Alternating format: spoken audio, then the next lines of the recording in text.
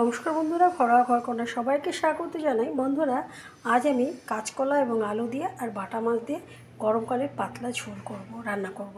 তা সবার প্রথমে আমি এই বাটা মাছগুলোকে নুন হলুদ মাখিয়ে ভেজে নেব।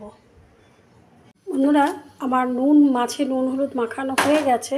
কড়াইও আমি তেল দিয়ে দিয়েছি। গ্যাসের ফ্লেমটা আমি একটু কমিয়ে দেবো। এবার মাছগুলোকে আমি ছেড়ে দেবো, দিয়ে দেবো।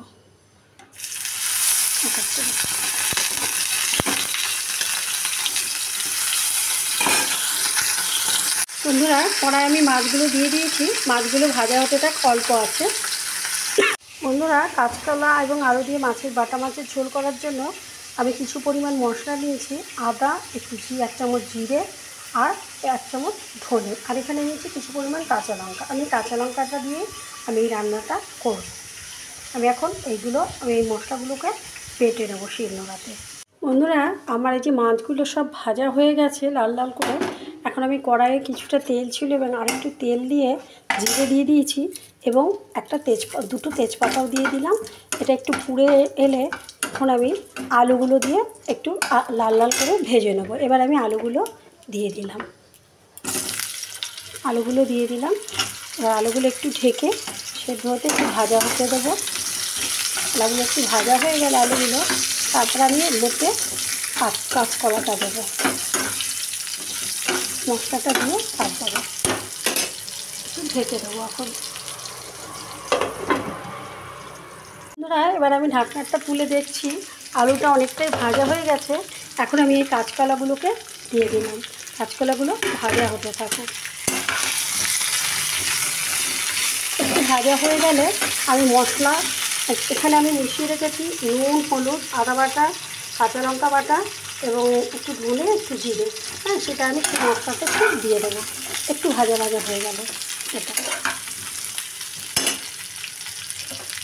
আবার আমি ঢেকে দিলাম।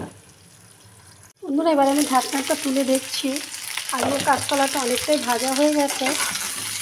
এখন আমি এর মধ্যে এই মশলার জলটা আমি দিয়ে দেবো। এর মধ্যে আদা, জিরে, ধনে, কাঁচা লঙ্কা এবং নুন হলুদ দিয়ে মেশানো আছে। এটা আমি দিয়ে কষাতে থাকবো। এটা দিয়ে আমি কষাবো, পাতলা ঝোল করব।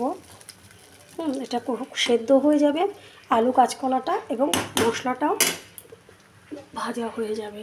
এবার আমি ঢেকে দিই। বন্ধুরা, আমার আলুটা এবং কাঁচকলাটা দুটোই গলে গেছে এবং কষেও গেছে মশলাও। এখন আমি জল দিয়ে দেবো। আর পাতলা ঝোল করবো তো একটুখানি বেশি করেই জল দেবো। এই ঝোলটা একটু ফুটে গেলেই আমি ওপর থেকে মাছ দিয়ে দেবো। মাছ দিয়ে 5 মিনিট ফুটিয়ে নেব। ফুটে গেলে বন্ধুরা, তরকারিটা অনেকটাই ঝোল টেনে গেছে আর টকবক করে ফুটছে। এখন আমি এই মাছগুলো ওপর থেকে দিয়ে দেবো।